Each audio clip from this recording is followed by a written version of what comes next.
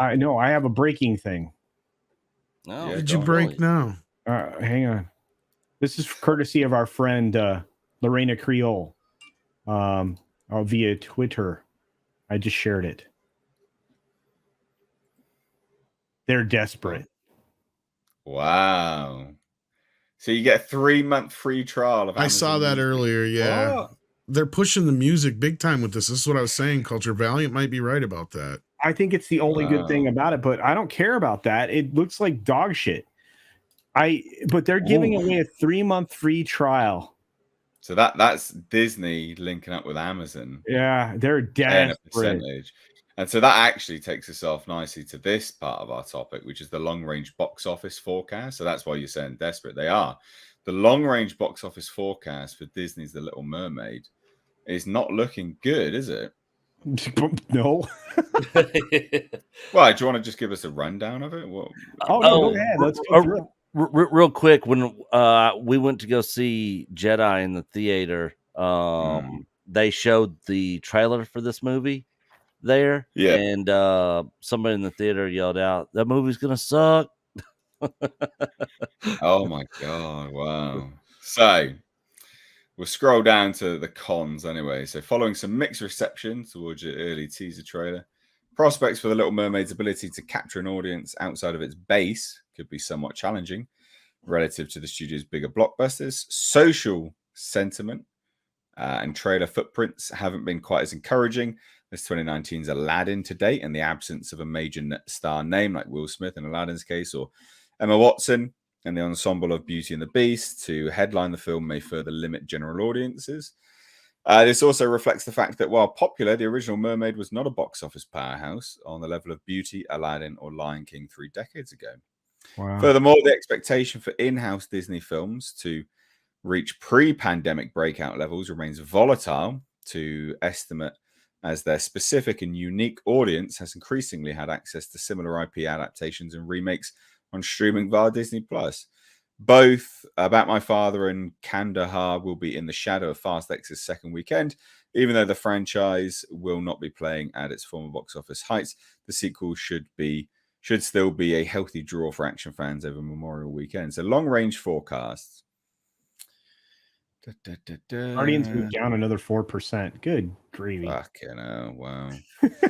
So where is it? It's at the bottom. Yeah. Little Mermaid. the bottom. $70 to $90 million. Domestic total 235 to 305. That's awful. That means that if you double it, make that the international box office, it makes 610. What was the film's budget? It was pretty hefty. Tom, you got the budget handy? That'd be really high, that budget, actually. It's not gonna be like the entire thing is CG, so that'll be massive. Like really, really, really big. 200 million. Oh God. 150 to 200 million, it says here. Woo. So add a little bit more than that, especially with all these new deals that they're doing, like you've just pointed out. Yeah, and plus the blitz. Think about the ad blitz this thing has been undergoing now for a couple of months. Featurettes, new things. The marketing push on Twitter's been insane. Now the Amazon thing, that would be a cross promotion deal, so I don't think they'd have to pay out for that per se. But like, well, they'd be taking a hit on the back end, though, wouldn't they? That's the thing, because they aren't going to sell. So they're giving, so they would have sold it. They're giving access to Amazon opposed to selling it, so they're losing out on revenue on the back end. Amazon that's just a coupon for them. Well, no, but Disney's not making the revenue on the sale, is it? No, but all that's doing. Okay, look at that ad though. Again, all that is doing is promoting. You get 3 months free of Amazon Music or whatever. Under the assumption you're going to be able to listen to the Little Mermaid soundtrack. Yeah. That's all that is. It's just because Disney hasn't controlled their music shit in years. Warner actually controls their music now. Look. Nick, what do you think about this? You sort of chimed in a bit briefly at the start. What do you think? $70 to $90 million opening weekend. I think that's probably a fair estimate. I think it'll be closer to that low end, that 70, before it gets to that 90. I mean, I don't see. Sorry, I don't see where they get this. Where are they getting the overall number from? So if you compare it to the likes of Guardians of the Galaxy, right? I'm guessing they're You know, taking pre-order tickets and just guesstimating, basically. yeah, but I mean, they're thinking of like domestic total, right? So if you look at, Mhm. you know, this is an opener I would get, right? But then the 351, probably not really, because you think it drops off by 60 odd percent. Like, where are they getting? So I don't buy how this would ever reach, you know, the $305 million realm. I I think the don't think thing it is, I ever think with hits this through. film, no. I think the thing with this kind of film is that people will go and see it opening weekend, those that really want to, and then that's it. It's dead. It's crickets. I don't think this has staying power at all. Where's the Never interest? underestimate 7-year-old girls. But you're projecting, okay, but there's fewer of them and fewer of them that are going to go after a property like this. Yeah.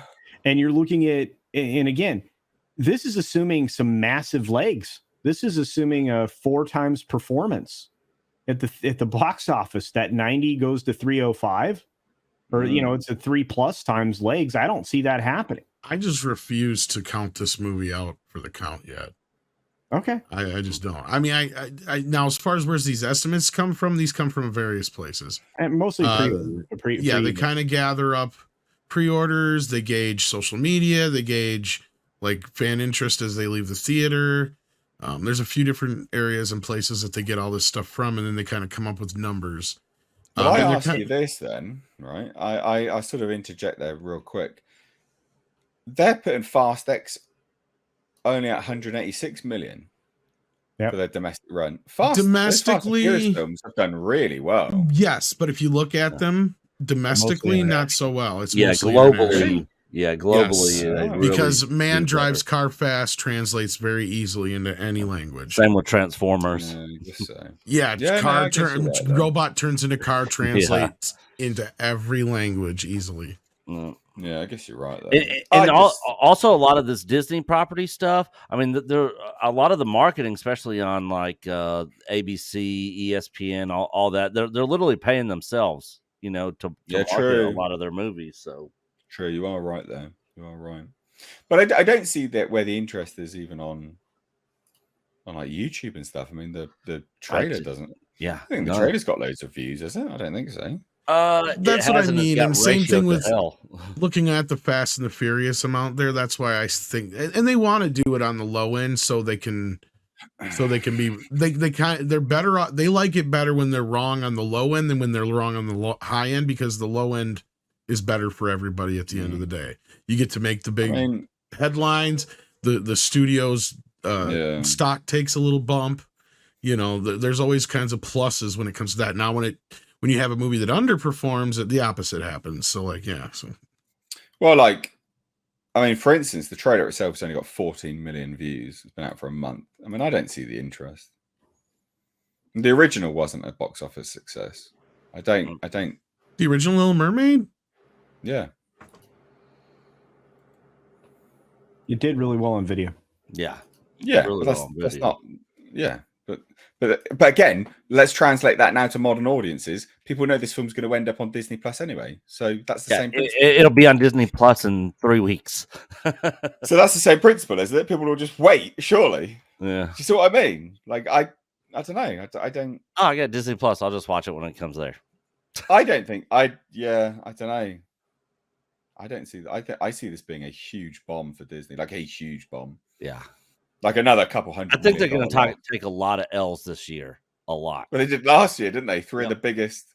They're going to take three big. They're going to take 3 big L's this summer, and then they're going to turn around and take a massive dump this winter. This is going to be rough for Disney and all their brands. This is rough looking.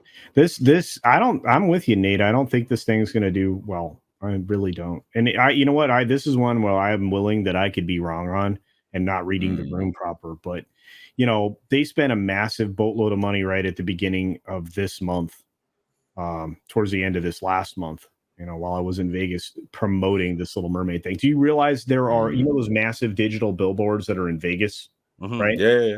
There's one that sits right out in front on the corner of the Horseshoe, which is adjacent to Caesar's Palace and the Bellagio and all that. And on all three sides, 24 hours a day, 7 days a week was an advertisement for this Little Mermaid thing. So they are spending metric ass loads of money on this thing. So, yeah, I don't see this being a. Yeah, I just don't see it being a success. Well, I don't know. The original with inflation actually made almost $500 million. So I'm not so sure how that was a failure. You're not talking about box office, it was a failure. You're talking about home. No. I'm just talking about box office. It made $211 million in 1989, and then I did the inflation on that. Right. That's almost $500 million today. Right. It was like 480 some million. No way the new one hits that. No, and I get you there. I get you there. But that would still lose money. Right. The only reason I will not count this sumbitch out is because each and every one of these reboots has gotten $1 billion, no matter what, whether it was Beauty and the Beast, Aladdin, every one of them has hit $1 billion. The Lion King hit $1 billion too. Yeah. Okay, all right. In fact, I think that was the highest grossing of the bunch. Did Lady and the Tramp live action? That was on Disney Plus only. And how about Dumbo? Dumbo, I think. Let me look at that one. And Mulan. Oh, God, I completely forgot about Dumbo. And Mulan did not make $1 billion. Mulan made Bupkis. I thought that was a bomb, wasn't it? It was a massive bomb. But see, I'm talking about of this era of those movies that did that. Well, wait, $70 million box office. Dumbo did a 353 in the U.S. I don't know what it did worldwide. Not $1 billion. I don't know what it did worldwide. It doesn't say here. Not $1 billion. But the Alice in Wonderland did. The Jungle Book one made 966. I think Maleficent and Mulan both did. So basically, Dumbo and Mulan would be like the only exceptions, basically. And Dumbo worldwide was 353.3. It said U.S. dollars here. Okay, so that's the worldwide. Just said worldwide. It did 114 million domestic. Yeah. And Mulan also did come out during the pandemic. But that being aside, so Mulan and Dumbo are the only exceptions to the rule. Yeah. Okay. Well, we'll see. We'll see what happens.